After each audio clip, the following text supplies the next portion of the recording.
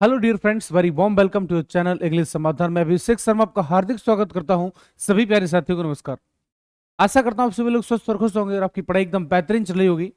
आज इस सेशन को और मजबूत बनाते हैं और इससे संबंधित जो अपन ने पहले प्रीवियस लेक्चर में डिस्कस किया था, इसकी थ्योरी, किस तरह के क्वेश्चंस पूछे जाते हैं और एडवर्ब क्या होता है, डेफिनेशन, इसके टाइप्स और डिग्रीज, सारी चीजें अपन डिस्कस कर चुके हैं। आज हमारा सेशन रहने वाला है वो है आपकी प्रैक्टिस का। तो मेन चीज ये है कि practice makes a man perfect. ये चीज बिल्कुल सही है कि यानी प्रैक्टिस आपके हर एक व्यक्ति को मजबूत बनाती है, परफेक्ट बनाती है। तो कहने का मतलब ये है कि आज ये सेशन आपके लिए बहुत ही इंपॉर्टेंट होने वाला है। तो बिना प्रैक्टिस के दोस्त कोई फायदा नहीं है आपके पढ़ने का। थ्योरी आप कितनी ही पढ़ लीजिए, जब तक उसे अप्लाई नहीं करोगे कोई इसका मतलब नहीं है। आइए एडवर्ब से संबंधित कुछ क्वेश्चंस देखते हैं, क्या किस तरह के क्वेश्चंस होते हैं और एग्जामिनर किस तरह से आपको घुमा सकता है। आइए जानते हैं, let's continue.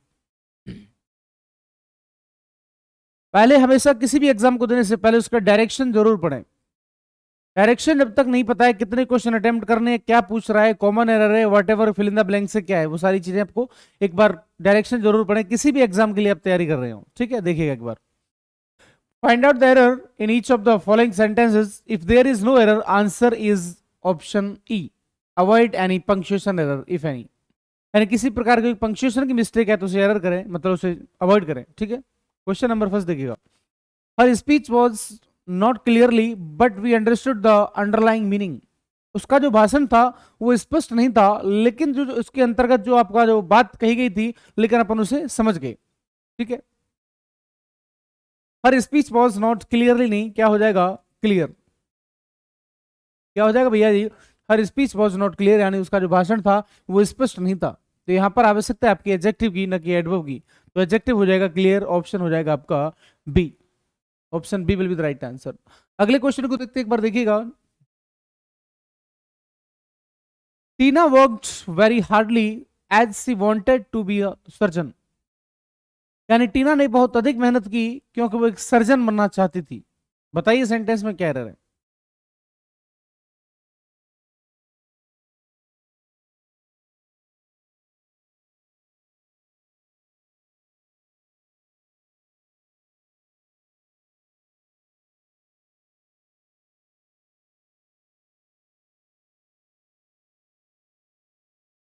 Question number second आपके सामने स्क्रीन पर, जल्दी बताइए फटाफट भाई।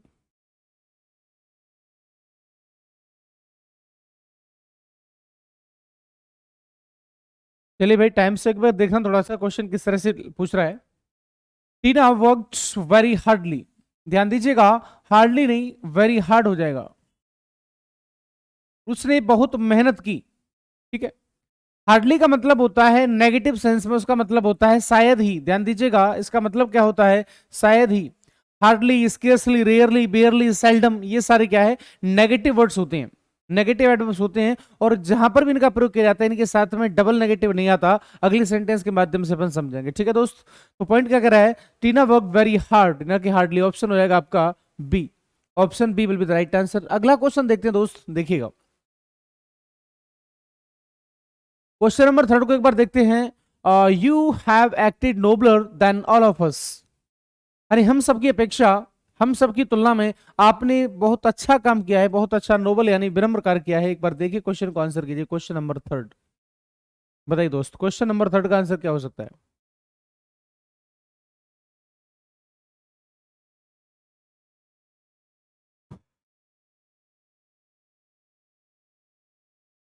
चलिए भाई, टाइम सब एक बार ध्यान दीजिएगा। क्वेश्चन नंबर थर्ड आपका आंसर क्या है, एक बार कमेंट बॉक्स में चेक करता हूं। आंसर जरूर करें मित्र, ठीक है, कोई दिक्कत नहीं, क्वेश्चन गलत हो जाए कोई दिक्कत नहीं है, पॉइंट समझिएगा।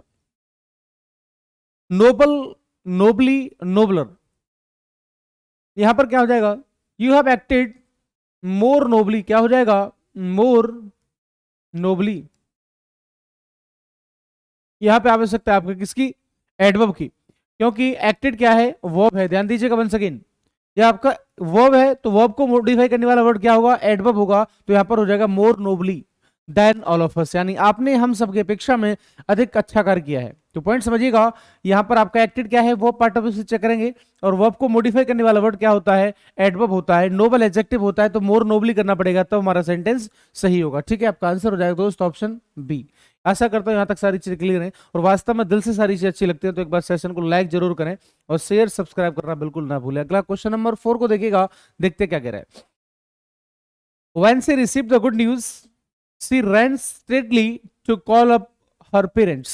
जैसे उसको मतलब जो कि खबर मिली उसके सिलेक्शन की, और तो उसने क्या किया, अपने माता पिता की ओर दौड़ी। बताइए क्वेश्चन में क्या है। क्वेश्चन नंबर 4 भाई जल्दी बताइए, क्वेश्चन नंबर 4 आंसर जल्दी से।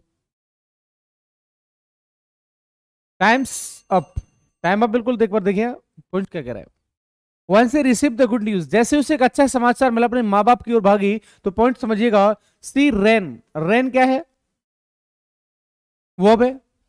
स्टेट एक ऐसा वर्ड होता है जो अपने आप में एडजेक्टिव और एडवर्ब दोनों होता है, तो यहां पर आपको स्टेट लिखने की जरूरत नहीं है, केवल स्टेट ही सही है। आपका आंसर हो जाएगा option C.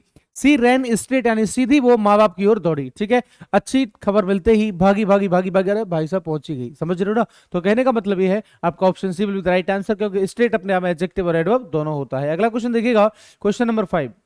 Rahul could not scarcely conceal his happiness at my resignation, यानी मेरा रेजिग्नेशन मुझे मिला तब राहुल अपनी हंसी को, खुशी को नहीं रोक पाया। बताइए, कंसील का मतलब होता है बेसिकली छुपाना। बताइए,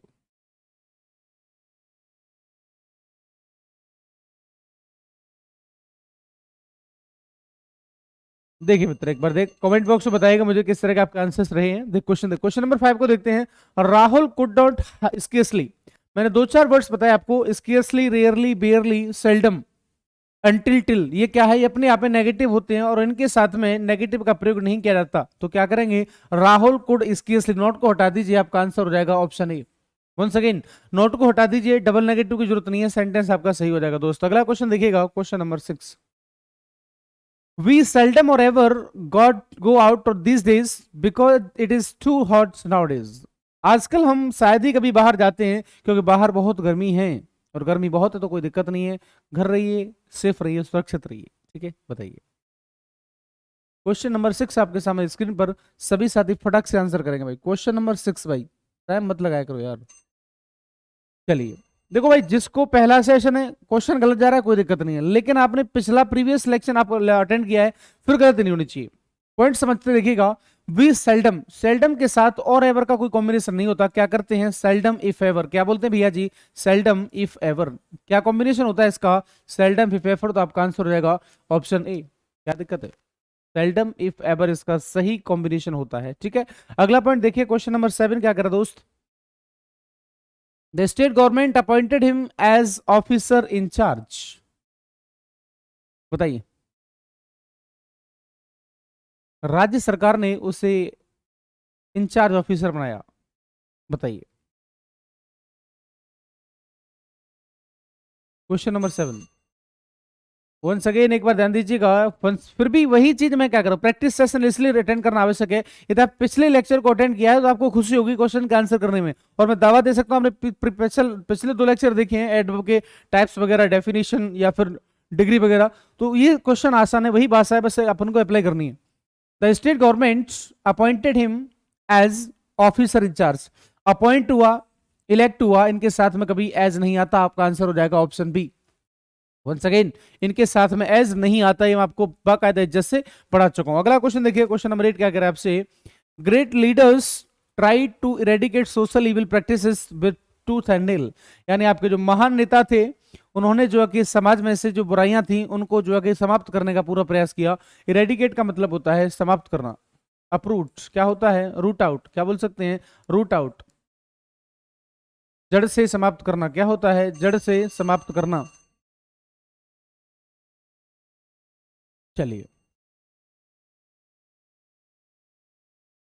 पॉइंट देखते हैं एक बार। ग्रेट लीडर्स यानी महान नेता थे, उन्होंने समाप्त करने का प्रयास किया सामाजिक जो बुराई थी। With tooth and nail, tooth and nail अपने आप में कंप्लीट फ्रेज होता है, इसका मतलब होता है सभी प्रयास के साथ, हर संभव प्रयास के साथ। तो आपका आंसर हो जाएगा ऑप्शन डी, क्योंकि इसके साथ में विद का प्रयोग नहीं किया जाएगा, ऑप्शन डी सही हो जाएगा भाई। क्या दिक्कत है, option D will be the right answer. Let's continue, आगे चलते हैं। क्वेश्चन देखिएगा अगला, चिटपुट से क्वेश्चन है भाई, देखते ही समाप्त हो जाता है। देखिएगा क्वेश्चन नंबर 9 को देखते हैं। सी इज आइदर डम्ब और डेफ इफ नॉट बोथ, या तो वो गूंगी है या फिर वो बहरी है, या फिर इनमें से कोई भी नहीं है। बताइए। क्वेश्चन नंबर 9, बहुत अच्छा सेंटेंस है, एकदम मस्त पूछा गया आपका प्रीवियस ईयर्स में। प्रीवियस ईयर क्वेश्चंस भी आपको करवा देता है, अपडेटेड चीजें मिलेंगे आपको कंटेंट में। टाइम सब एक बार ध्यान दीजिएगा। She is either deaf, she is either dumb और डेफ, यानी या तो वो आपकी कैसी है, गूंगी है, या फिर वो बहरी है।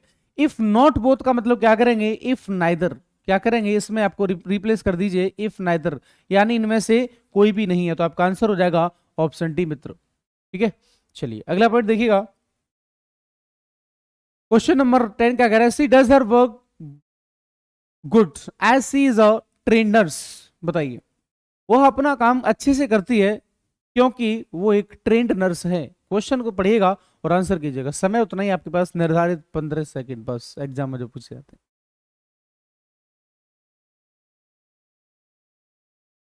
चलिए भाई, टाइम सब एक बार देखिएगा, पॉइंट्स क्या कह रहा है आपसे।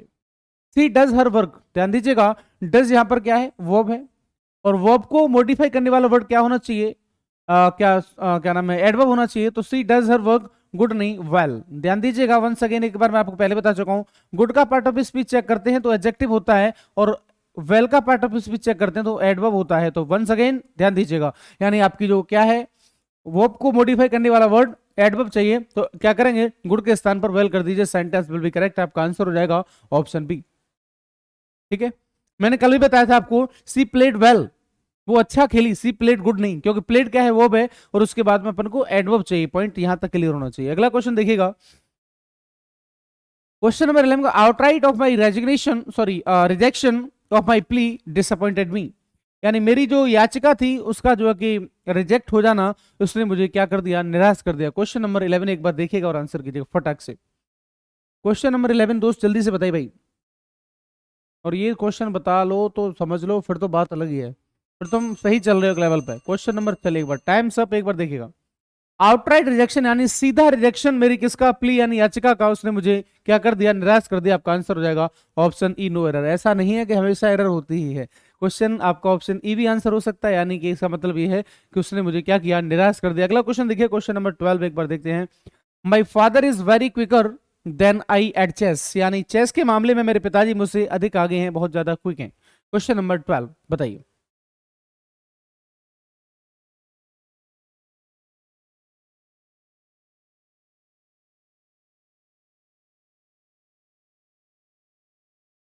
पॉइंट देखिएगा, माई फादर इज वेरी क्विक नहीं, क्या करेंगे, मच क्विकर। मच होता है, फिर मोर होता है, फिर मोस्ट होता है। ठीक है, तो क्या करेंगे, my father is much quicker, option B will be the right answer. अगला क्वेश्चन देखिएगा, अगला क्वेश्चन क्या कह रहा है, I see him often at the bus terminal, मैं उसे अक्सर कर बस टर्मिनल पर देखता हूं। बताइए भाई।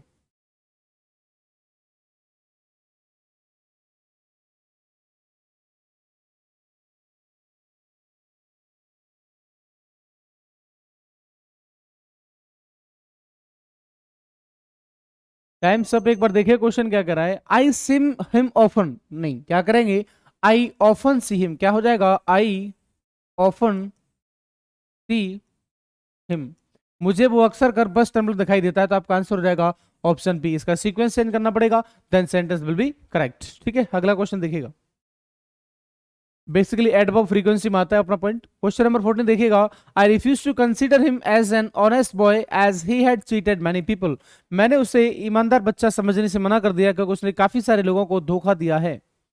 Your time has been started, you are suppose to answer quickly.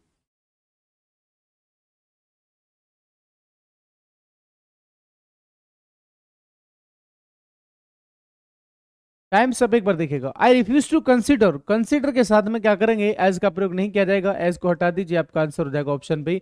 B अपन पहले पढ़ चुके हैं। 15 को देखिए एक बार क्या कह रहा है, I have never seen a coward man like Rohan. ठीक है, बताइए। 15, I have never seen a coward man like Rohan. Question number 15 भाई।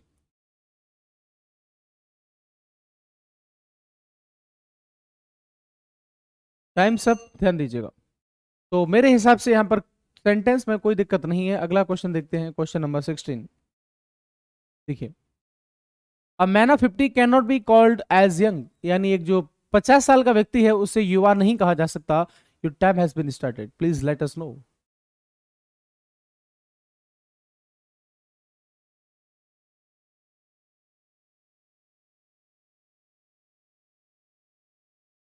टाइम सब लो जी, आ जाओ इधर थोड़ा सा। क्वेश्चन नंबर 16 को देखिएगा।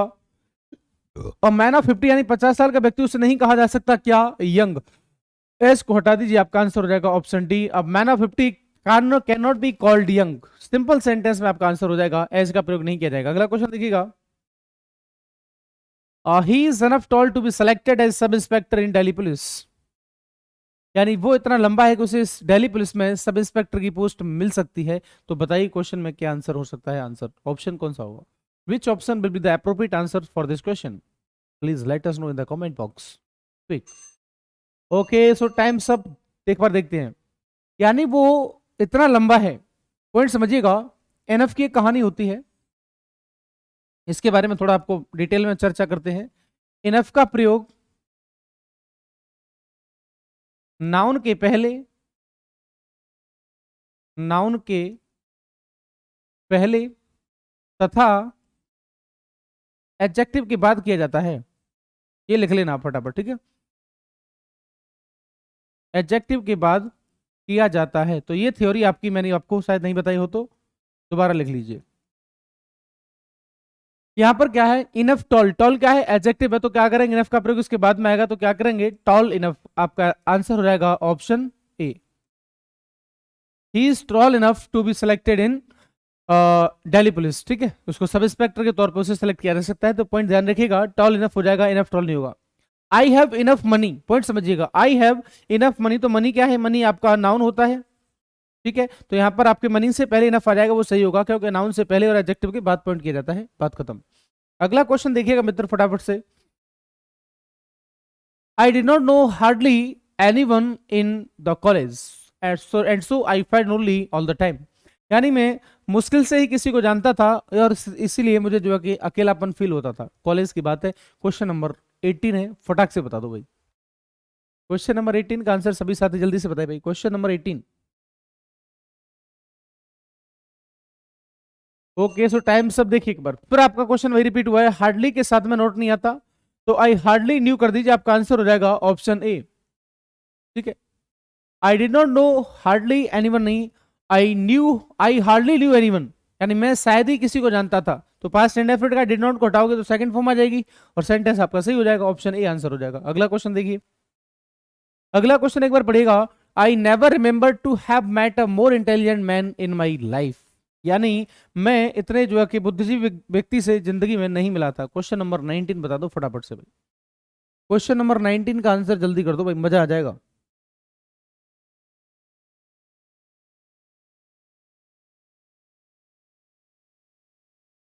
ओके, तो बातें बातें करने का समय नहीं है दोस्त, बात करते तो समय खत्म। देखो ध्यान से क्या कह रहा पॉइंट, आपको उतना ही समय मिलता है। आई नेवर रिमेंबर नहीं, आई रिमेंबर नेवर, इसका थोड़ा सा आपको सीक्वेंस चेंज करेगा। इसको आपको टाइम को कहां लिखना पड़ेगा, I remember never to have met, so option A will be the right answer. मुझे इतने बुद्धिजीवी व्यक्ति के बारे में ऐसे में मिला हूं, बिल्कुल भी मुझे याद नहीं था। अगला क्वेश्चन देखिएगा। All the pupils stood up respectively as the teacher enter the room, जैसे ही मतलब जो गुरुजी क्या नाम है कमरे में आए, सभी सारे विद्यार्थी इज्जत पूर्वक खड़े हो गए। बताइए, हिंट भी दे दी मैंने, तो अगर थोड़ा सा भी सोचोगे तो।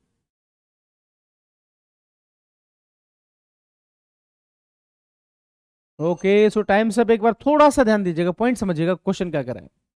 ऑल द पपिल्स यानी शिष्य, पपिल का मतलब शिष्य, स्टूड अप रिस्पेक्टिवली नहीं रेस्पेक्टफुली, क्या हो जाएगा, रिस्पेक्टफुली। आपका आंसर हो जाएगा ऑप्शन बी, रिस्पेक्टिवली नहीं रेस्पेक्टफुली, यानी सम्मान पूर्वक सभी शिष्य खड़े हो गए। अगला क्वेश्चन देखिएगा दोस्त, अगला क्वेश्चन क्या कह रहा है। Mango taste more sweetly than any other fruit of this world, ठीक, यानी और अच्छे दूसरे फलों की बात की जाए तो मैंगो में कैसा है, अच्छा है, मधुर है, मीठा है। क्वेश्चन नंबर 21, थोड़ा सा सोचिए समझिए और बढ़िया आराम से आंसर कीजिए, क्वेश्चन गलत नहीं होना चाहिए, ठीक है। बताइए, टाइम सब एक बार ध्यान दीजिएगा। मैंने एक पॉइंट बताया था, वर्ब्स ऑफ सेंसेशन, इसमें टेसिस था, फील था, है ना। चलिए, मैंगो स्वीट्स मोर स्वीटली नहीं, क्या करेंगे, स्वीटर, क्योंकि आपका एडजेक्टिव आता है इसके बाद में, ठीक है। मोर स्वीटली नहीं होता है क्योंकि वो एडवर्ब हो जाएगा, और फिर आपके जो वर्ब ऑफ सेंसेशन होते हैं इनके बाद में एडजेक्टिव ही फॉलो किया जाता है, और कंपैरिजन किया जा रहा है दोस्त, तो कंपैरिजन के बाद में क्या करेंगे, आपका कंपैरेटिव डिग्री आपको लगानी पड़ेगी, स्वीटर। ऑप्शन हो जाएगा आपका ऑप्शन बी, ठीक है। अगला क्वेश्चन देखिएगा, question number next, question number 22 को देखिएगा क्या कह रहा है। Never in the history there has been as shrewd a mentor at Chanakya, यानी पूरे इतिहास की बात की जाए तो इतना जो है कि चालाक बुद्धिमान जो है कि मेंटर कभी हुआ नहीं है जितने कि आपके कौन थे, चाणक्य थे। क्वेश्चन नंबर 22 चाणक्य क्वेश्चन है, बिल्कुल गलत नहीं होना चाहिए, गलत नहीं होना चाहिए।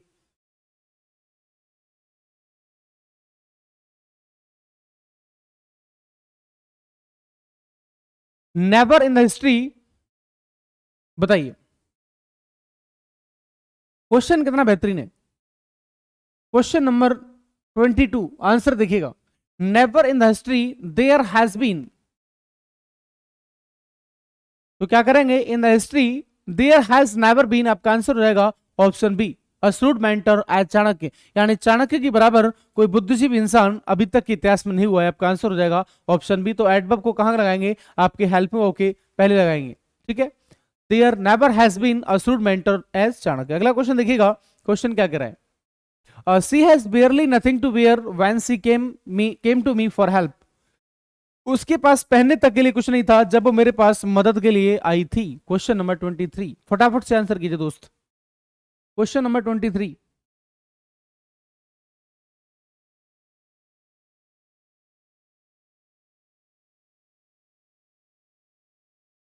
ओके, तो टाइम सब एक बार देखिएगा। क्वेश्चंस की बात करेंगे, सी हैड बियरली, बियरली का मतलब क्या होता है, शायद ही, मुश्किल से, नेगेटिव मीनिंग होता है। अब नेगेटिव के साथ में आप नेगेटिव नहीं लगा सकते, क्या करेंगे, नेगेटिव के लिए अपने पास एक ऑप्शन होता है, क्या करेंगे, एनीथिंग, क्या करेंगे, नथिंग को एनीथिंग में चेंज कर दीजिए, क्योंकि इंटेरोगेटिव और नेगेटिव में एनीथिंग का प्रयोग किया जाता है, पॉजिटिव यानी अफर्मेटिव में समथिंग का प्रयोग किया जाता है। तो दोस्त आपका आंसर हो जाएगा option B, she had barely anything to wear.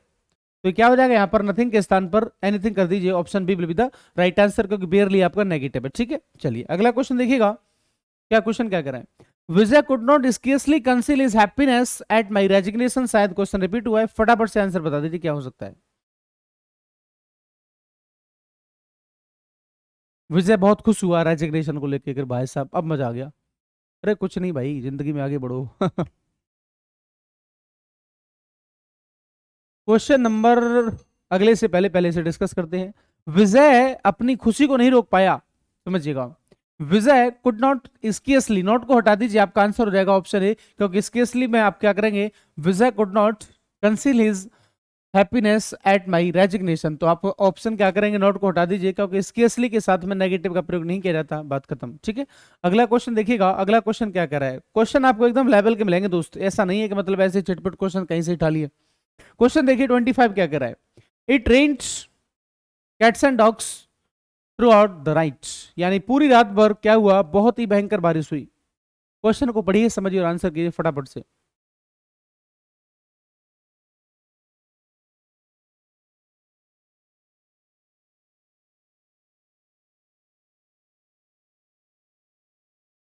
चलिए भाई, टाइम सब एक बार थोड़ा सा ध्यान दीजिएगा, पॉइंट क्या कर रहा है, क्वेश्चन देखिएगा बड़ी आराम से।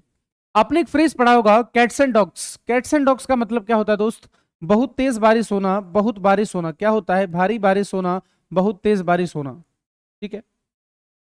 कुछ फ्रेजेज होते हैं इनके साथ में आपको एडिशनल कोई प्रेपोजिशन, फ्रेज, वेटएवर एटसेट्रा कुछ भी लगाने की जरूरत नहीं है, तो क्या करेंगे, it rained cats and dogs through out life, आपका आंसर हो जाएगा ऑप्शन बी, लाइक को हटा दीजिए, आपका आंसर हो जाएगा ऑप्शन बी। आशा करता हूं यहां तक सारी चीजें क्लियर रही होंगी, वास्तव में दिल से चीजें सही रही हैं, तो दोस्त एक बार चैनल को सपोर्ट जरूर करें, आपका अपना परिवार इंग्लिश समाधान ऐसे ही धीरे धीरे प्रोग्रेस में आगे बढ़ता रहेगा। जितने परिवार में सदस्य होते हैं उतना परिवार मजबूत होता है, तो मैं यही चाहता हूं कि आप जितना हो सके सेशन को एक बार शेयर जरूर करें, हर वो व्यक्ति, हर वो भाई बहन जिसको आवश्यकता है एक पढ़ने की, एक अच्छे टीचर की, तो एक बार जरूर उस तक ये लिंक को शेयर कीजिएगा। आज का सेशन आपको कैसा लगा वो मुझे कमेंट बॉक्स में बताइएगा, और सारी चीजें आपको अच्छी लगती हैं तो एक बार सेशन को लाइक जरूर करें। सपोर्ट करने के लिए सेशन को सब्सक्राइब करके बिल्कुल रखें, ताकि अपकमिंग वीडियोस का आपको जो नोटिफिकेशन है वो सबसे पहले आपके पास आ जाए, ठीक है। तो बाकी आपको इस तरह की और भी चीजें चाहिए तो मुझे आप कमेंट बॉक्स में बता सकते हैं।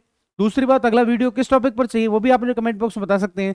हर एक क्वेश्चन का डाउट आपका मैं सॉल्व करूंगा। किसी प्रकार की मदद के लिए आपके नीचे डिस्क्रिप्शन में नंबर दिया हुआ है, लिंक दी हुई है। बाकी प्लेलिस्ट के बारे में बात करें तो आपका स्पोकन लैंग्वेज का भी अपन डिस्कस कर चुके हैं। आप इसमें कॉम्पिटेटिव एग्जाम्स की बात करें तो आपका ग्रामर का एनालिटिकल है, वो भी अपन ने डिस्कस किया है।